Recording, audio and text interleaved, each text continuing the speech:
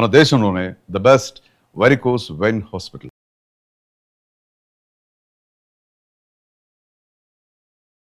ఎలా చూపించాలో అంతవరకే చూపిస్తూ, ఎంత కామెడీ చేయాలో అంతే కామెడీ చేస్తూ, నిజంగా ఒక రకంగా ఈ సినిమా కత్తి మీద సాము లాంటిది. ఒక రకంగా చిరంజీవి గారితో కొంచెం శృతి మించినా కూడా చిరంజీవి గారితో ఇలా చేయించాడని ఒక విమర్శలు కూడా వచ్చేసారు. కానీ ఎక్కడ కూడా బ్యాలెన్స్ తప్పకుండా ఎలా కుదిరింది సార్ అసలు? అంటే ప్రతిసారి మిమ్మల్ని మీరు అనలైజ్ చేసుకునే వాళ్ళ ఇది చిరంజీవి గారికి ఎలా అంటే రైటింగ్ అలా ఉన్నప్పుడు ఆ తప్పు జరిగే అవకాశం లేదండి. ఎందుకంటే రైటింగే మనం ఆ పరిధిలో రాసాం. డైలాగ్స్ కానీ సిచ్యువేషన్స్ కానీ అన్నీ కరెక్ట్గా కొలతల మీద మీటర్ మీద ఉన్నాయి.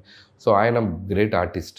సో ఎక్కడ ఏది ఉందో అది దాన్ని పట్టుకొని చేసేయగలంత సత్తా ఉన్న యాక్టర్ ఆయన.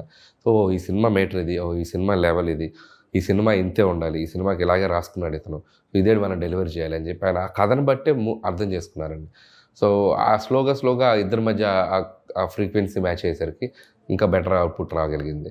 So clearly the writing itself ఆ లిమిటెడ్గా ఎంత కావాలో అంత కరెక్ట్గా రాసుకున్నాం కాబట్టి ఆ స్క్రిప్ట్లో కూడా అలాగే కంటిన్యూ అయింది సినిమాలో. అంటే మీరు ఫస్ట్ చిరంజీవి గారిది ఇంట్రొడక్షన్ సీన్ కూడా మేడ మీద ఆంటీలతో నా 2 క్లిప్పులు తీసుకెళ్ళాను అని గొడవ పడుతూ ఒక అంటే ఫస్ట్ ఆ సన్నివేశం చూడగానే నేను మైండ్లో ఫిక్స్ అయిపోయి సార్ సినిమా హిట్. అంటే చిరంజీవి గారిని ఒక ఎలా చూపించాలో అలా చూపించేశారు. ఒక ఫ్యామిలీ ఆడియన్స్కి ఎలా రీచ్ అవ్వాలో అలా ఉంది అనిపించింది. సో అలా ఇంట్రడక్షన్ సీన్ అలా అంటే అదే ఒక మనిషిని నార్మల్గా చూపించి ఆ క్యారెక్టర్ ఆడియన్స్కి మనం ఎక్కించగలిగితే అది త్రూ అవుట్ ఆ క్యారెక్టరేషన్ ఆడియన్స్కి బలంగా ఉంటుంది. సో అక్కడి నుంచే మన బట్టలు ఆరేయటం, వంట చేయటం, అట్లా ఆ న్యాచురల్ ఫ్లోలోకి తీసుకెళ్ళిన తర్వాత అది అక్కడి నుంచి మళ్ళీ శంకర్ ప్రసాద్ ఆయన చీఫ్ సెక్యూరిటీ ఆఫీసర్.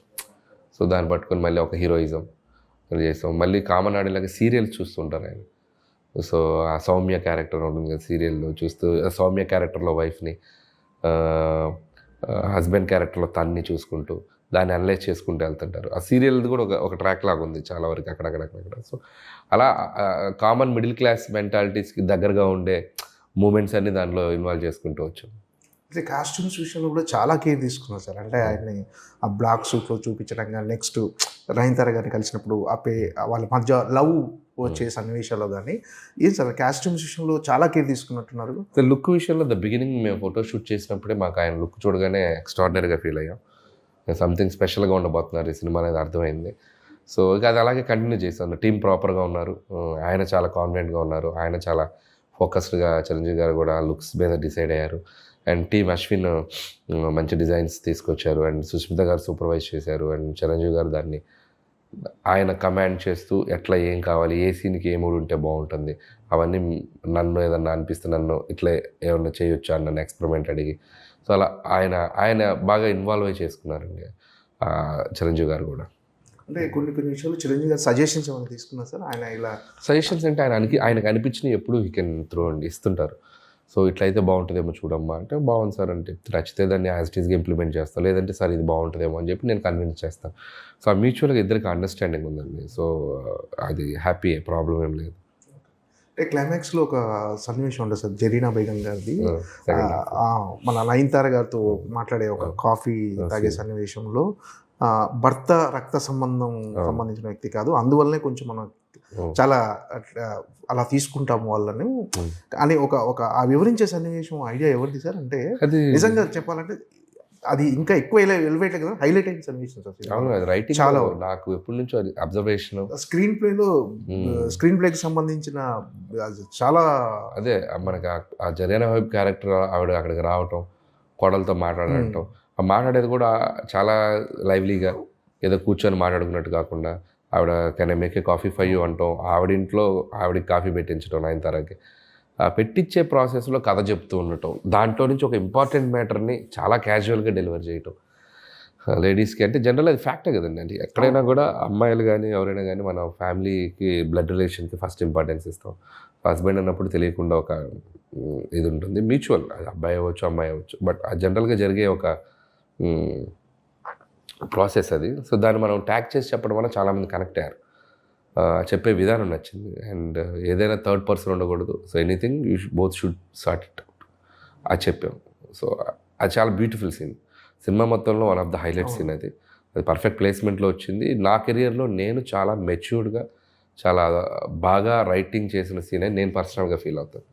ఆ మహిళా సంఘాలు వాళ్ళు మాట్లాడుకునే సంభాషణ కూడా అది కూడా చిన్న సటైరిక్ ఫన్ అండి, అది ఎంటర్టైన్మెంటే.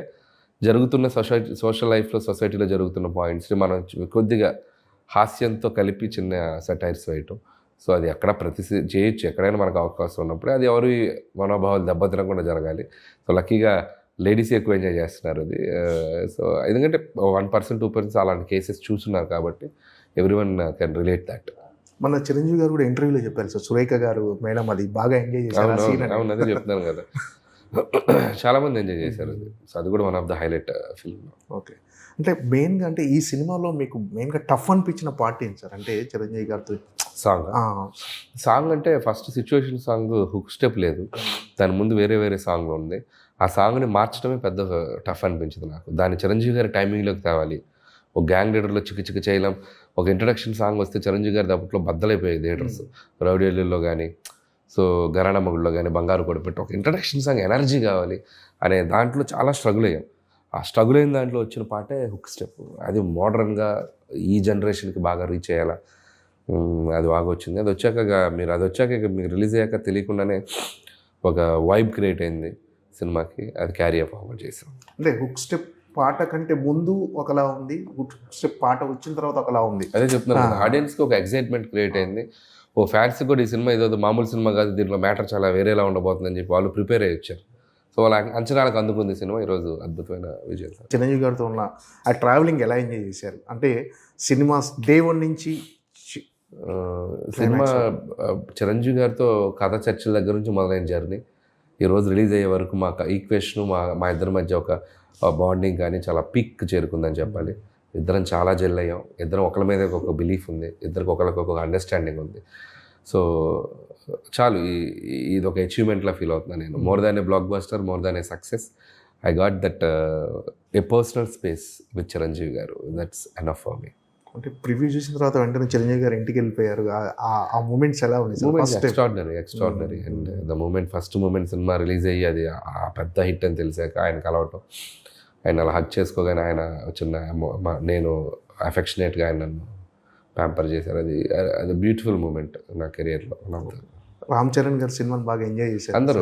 రామ్ చరణ్ గారు ఫ్యామిలీ అంతా బాగా ఎంజాయ్ చేశారు. రామ్ చరణ్, బుచ్చి అందరూ కలిసి వెళ్ళారు టీం. ఆ రోజు పార్టీలో కూడా రామ్ చరణ్ గారు చాలా ఎగ్జైటెడ్గా మాట్లాడారు. చాలా బాగా నచ్చింది ఫిల్మ్, బాగా డీల్ చేసావు అండ్ డాడీని అసలు ఇలా ఈ స్పేస్లో తీసుకొచ్చి అండ్ అంత సటిల్గా అంత ఫన్ జనరేట్ చేసావు. At the same time emotional scenes బాగున్నాయి, చాలా బాగా చెప్పారు. మహేష్ బాబు గారు మహేష్ గారు కాల్ చేశారు, మాట్లాడారు. ఆయన చాలా హ్యాపీ. అల్లు అర్జున్ గారు ట్వీట్ చేశారు, ఆయన కాల్లో మాట్లాడారు ఆయనతో. చాలామంది ఈసారి ఈ సినిమాకి they felt so happy and directors కూడా చాలామంది కాల్ చేశారు. సో అందరికీ వాళ్ళ పాజిటివిటీ, ఈ సక్సెస్ని వాళ్ళు తీసుకునే విధానం మాత్రం చాలా సంతోషం ఇచ్చింది. పర్సనల్గా మీకు ఈ సక్సెస్ అనేది ఎలాంటి సాటిస్ఫాక్షన్ ఇచ్చింది? పర్సనల్గా, వ్యక్తిగతంగా, కెరీర్ పరంగా మీరు ఒక 100 మెట్లు ఎక్కారు, అది కానీ పర్సనల్గా నాకు చిరంజీవి గారికి ఒక ఎటువంటి డిస్కషన్స్ లేని, ఎటువంటి ఒక పాయింట్ చేసే లేని, ఇట్లాంటి లేని ఒక సినిమా తీయాలి. ఆయన్ని అందరూ సెలబ్రేట్ చేసుకోవాలి. అతని అభిమానులే కాదు, చిరంజీవి గారిలా చూసి ఇష్టపడిన చాలామంది ఉంటారు కామన్ ఆడియన్స్. వాళ్ళు కూడా ఈ సినిమాని సెలబ్రేట్ చేసుకోవాలి, ఆయన చూసి వావ్ అనాలి అనేదే అనుకున్నానండి.